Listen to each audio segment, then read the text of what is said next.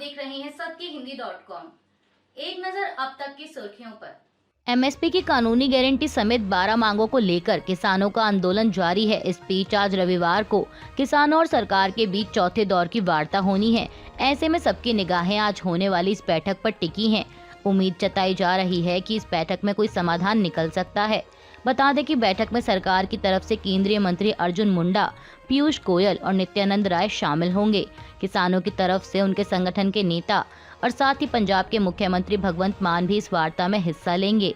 गौरतलब है कि किसानों और सरकारों के बीच हुई पिछली वार्ता में एमएसपी की कानूनी गारंटी को लेकर ही पेच फंसा था। सूत्रों के मुताबिक केंद्रीय मंत्रियों ने तत्काल एमएसपी की कानूनी गारंटी लागू करने पर आने वाली दिक्कतों के बारे में बताया, लेकिन किसान एमएसपी के मुद्दे पर समझौते को तैयार नहीं हैं।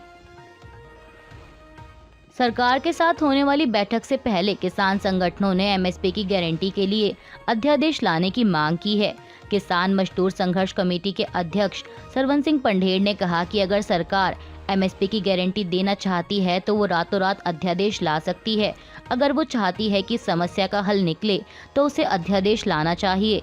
वहीं भारतीय किसान यूनियन सिद्धपुर के नेता जगजीत सिंह डल्लेवाल ने कहा कि जब सरकार चाहती तो अध्यादेश ले आती, वो ऐसा क्यों नहीं कर रही।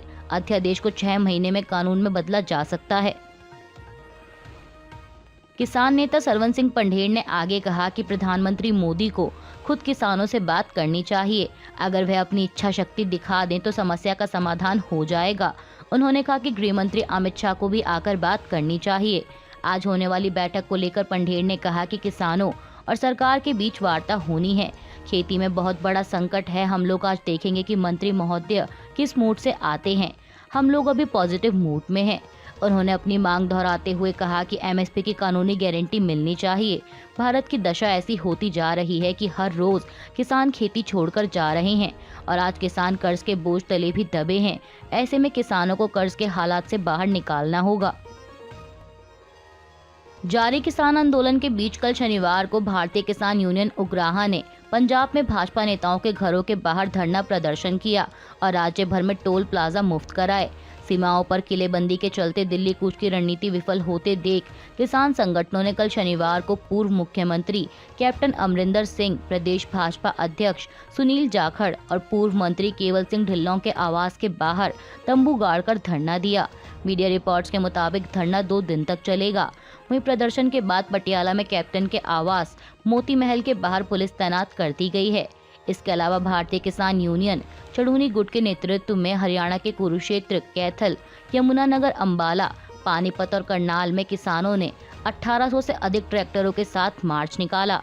ट्रैक्टर मार्च का नेतृत्व भारतीय किसान यूनियन अध्यक्ष गुरनाम सिंह चढ़ूनी ने किया। उन्होंने कहा कि रविवार को महापंचायत कर आगे की रणनीति तैयार करेंगे। इलेक्टोरल बॉन्ड पर आए सुप्रीम कोर्ट के आदेश पर मुख्य चुनाव आयुक्त राजीव कुमार ने भी प्रतिक्रिया दी है। उन्होंने कहा कि इलेक्टोरल बॉन्ड पर सुप्रीम कोर्ट का जो भी आदेश हो, इस मामले में हम सभी एक पक्षकार थे। सुप्रीम कोर्ट में हमारा रुख भी यही था कि हम पारदर्शिता के पक्ष में हैं। हम अदालत के आदेश के मुताबिक कार्रवाई करेंगे। बता दें कि सुप्रीम कोर्ट ने 15 फरवरी को इलेक्टोरल बॉन्ड को असंवैधानिक बताते हुए स्टेट बैंक ऑफ इंडिया को राजनीतिक पार्टियों को मिले इलेक्टोरल बॉन्ड की जानकारी देने का निर्देश दिया था। अदालत ने कहा था कि एसबीआई चुनाव आयोग को जानकारी मुहैया कराएगा और इस जानकारी को चुनाव आयोग 31 मार्च तक अपनी वेबसाइट पर प्रकाशित करेगा।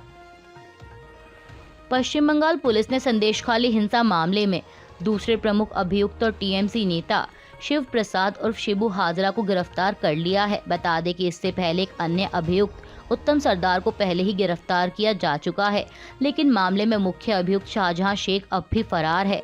वहीं एक पुलिस अधिकारी ने बताया कि महिला की ओर से दर्ज गोपनीय बयान के आधार पर गिरफ्तार किए गए दोनों अभियुक्तों के खिलाफ सामूहिक बलात्कार और हत्या के प्रयास से संबंधित धारा भी जोड़ दी गई है। आपको बता दें कि संदेशखाली में स्थानीय महिलाओं ने टीएमसी नेता शाहजहां शेख और उनके साथियों पर यौन उत्पीड़न का आरोप लगाया है। प्रदर्शनकारी महिलाओं का आरोप है कि शाहजहां और उसके गिरोह ने उनका यौन उत्पीड़न करने के अलावा जमीन के बड़े हिस्से पर बलपूर्वक कब्जा कर लिया और पुलिस ने इसमें उन लोगों की मदद की। दिल्ली के मुख्यमंत्री और आम आदमी पार्टी प्रमुख अरविंद केजरीवाल ने कहा है कि उनकी पार्टी 2029 के चुनाव में देश को बीजेपी से मुक्त कराएगी। उन्होंने कल शनिवार को दिल्ली विधानसभा में विश्वास मत जीतने के बाद यह बात कही। केजरीवाल ने कहा कि अगर 2024 के चुनाव में बीजेपी नहीं हारी तो आम आदमी पार्टी 2029 के चुनाव में देश को बीजेपी से मुक्त कराएगी। आप प्रमुख ने कहा कि आज बीजेपी ने आम आदमी पार्टी पर हमला बोला हुआ है, हमारे नेताओं को गिरफ्तार कर लिया, हमें धमकियां दी जा रही हैं, चारों तरफ से हम पर हमले किए जा रहे हैं। देश का बच्चा बच्चा देख रहा है कि हो क्या रहा है। लोग सवाल कर रहे हैं कि क्या मोदी जी अरविंद केजरीवाल को खत्म करना चाहते हैं, क्या मोदी जी अरविंद केजरीवाल को कुचलना चाहते हैं।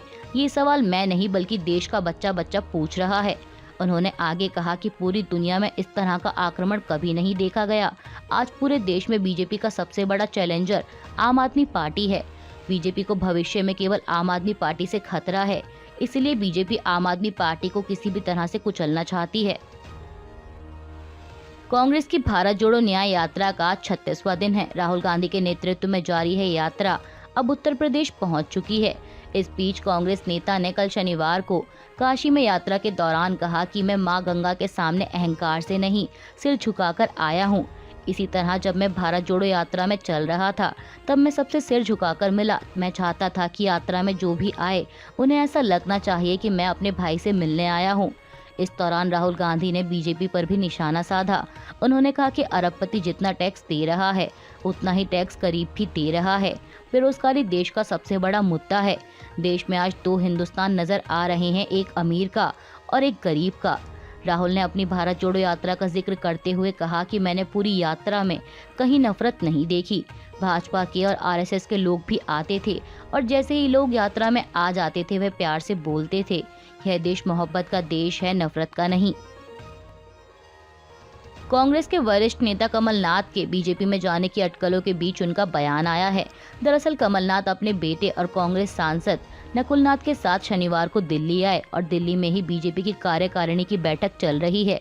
ऐसे में मीडिया द्वारा पूछे गए सवाल पर कमलनाथ ने कहा कि अगर ऐसी कोई बात होगी तो सबसे पहले आप लोगों को बताऊंगा। यानी उन्होंने बीजेपी में जाने की खबर की पुष्टि नहीं की, लेकिन उन्होंने इसका खंडन भी नहीं किया। अब ऐसे में इस बात की अटकलों ने और जोर पकड़ लिया है कि कमलनाथ कांग्रेस का हाथ छोड़ बीजेपी में जा सकते हैं। बता दें कि कमलनाथ छिंदवाड़ा से 9 बार लोकसभा चुनाव जीतने वाले कांग्रेस के दिग्गज नेता हैं। हालांकि पिछले 2 बार से वह वहां से विधायक हैं और उनके बेटे नकुलनाथ छिंदवाड़ा से सांसद हैं। भारत मंडपम में आयोजित बीजेपी के राष्ट्रीय अधिवेशन में केंद्रीय वित्त मंत्री निर्मला सीतारमण ने कहा कि प्रधानमंत्री नरेंद्र मोदी के नेतृत्व में देश की अर्थव्यवस्था तेजी से बढ़ रही है। उन्होंने कहा कि आर्थिक मंदी की वजह से जो देश कहीं और निवेश नहीं करना चाहते थे वे भारत में निवेश कर रहे हैं। जो अर्थव्यवस्था नीचे से 5वें नंबर पर थी उसे ऊपर से 5वें स्थान पर प्रधानमंत्री नरेंद्र मोदी लेकर आए हैं। इस बात को दुनिया मान रही है। वित्त मंत्री ने आगे कहा कि जब नरेंद्र मोदी ने सरकार बनाई तो देश में विदेशी मुद्रा का भंडार 300 अरब डॉलर था और आज यह 600 अरब डॉलर का आंकड़ा पार कर गया है और यह सब कोरोना का संकट आने के बाद भी हुआ है। भारत ने एक बार फिर संयुक्त राष्ट्र सुरक्षा परिषद में सुधार की जरूरत पर जोर दिया है। संयुक्त राष्ट्र मुख्यालय में भारत की स्थायी प्रतिनिधि रुचिरा कंबोज ने कहा कि इस निकाय में भारत की स्थायी उपस्थिति के बिना न्याय संगत और समावेशी दुनिया बनाना संभव नहीं है। सुरक्षा परिषद में साहसिक दृष्टिकोण के साथ सुधारों की जरूरत है। कंबोज ने कहा कि बीते कई दशकों में बड़े बदलाव हुए हैं। दुनिया में भारत, जर्मनी और जापान जैसी कई नई ताकतें उभरी हैं, जबकि फ्रांस तथा ब्रिटेन जैसे देशों का पतन हुआ है। इस तरह की स्थिति में भी भारत की मांगों को दशकों से अनसुना किया जा रहा है। कंबोज ने सभी स्थायी सदस्य देशों को फटकार लगाते हुए कहा कि आखिर कब तक 5 स्थायी सदस्य देश 188 देशों की सामूहिक इच्छा की अवहेलना करते रहेंगे। इसे अब बदलना ही होगा। बता दें कि फिलहाल सुरक्षा परिषद में 15 सदस्य देश हैं। इनमें से 5 स्थायी और 10 अस्थायी सदस्य हैं। स्थायी सदस्य देशों में अमेरिका, ब्रिटेन, फ्रांस, चीन और रूस के पास वीटो शक्ति है, जिससे वे किसी भी प्रस्ताव को रोक सकते हैं। वहीं मीडिया रिपोर्ट्स के मुताबिक चीन भारत की स्थायी सदस्यता का विरोध कर रहा है, जबकि शेष चारों देश खुले तौर पर भारत की स्थायी सदस्यता का समर्थन कर चुके हैं।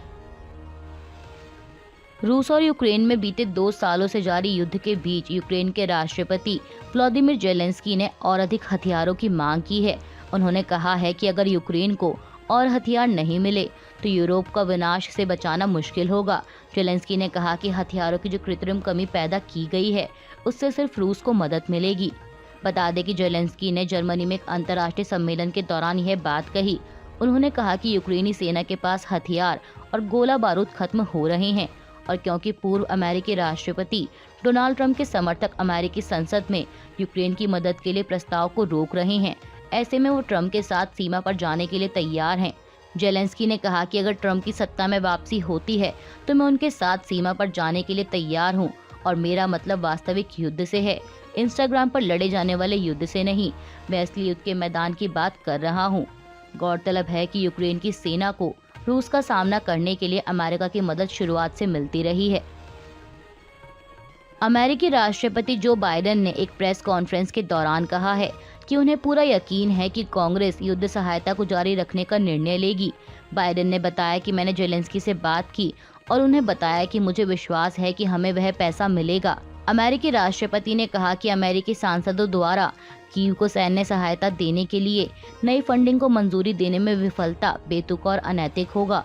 उन्होंने कहा कि मैं उन्हें आवश्यक गोला बारूद और युद्ध सामग्री दिलाने के लिए लड़ने जा रहा हूं। भारत और इंग्लैंड के बीच राजकोट में जारी तीसरे टेस्ट मैच का चौथा दिन है। बता दें कि भारत ने अपनी पहली पारी में 445 रन बनाए थे और इंग्लैंड की पहली पारी 319 रन पर सिमटी थी। फिलहाल भारत की दूसरी पारी जारी है और दूसरी पारी में भारत की कुल बढ़त अब तक 322 रन की हो चुकी है। दरअसल पहली पारी के आधार पर टीम इंडिया को दूसरी पारी में 126 रन की लीड मिली थी और अभी भारत ने दूसरी पारी में 2 विकेट गंवाकर 196 रन बना लिए हैं। फिलहाल कुलदीप यादव 3 रन और शुभमन गिल 65 रन बनाकर नाबाद हैं। अभी के लिए बस इतना ही। बाकी की खबरों के लिए जुड़े रहिए सत्य हिंदी.com के साथ।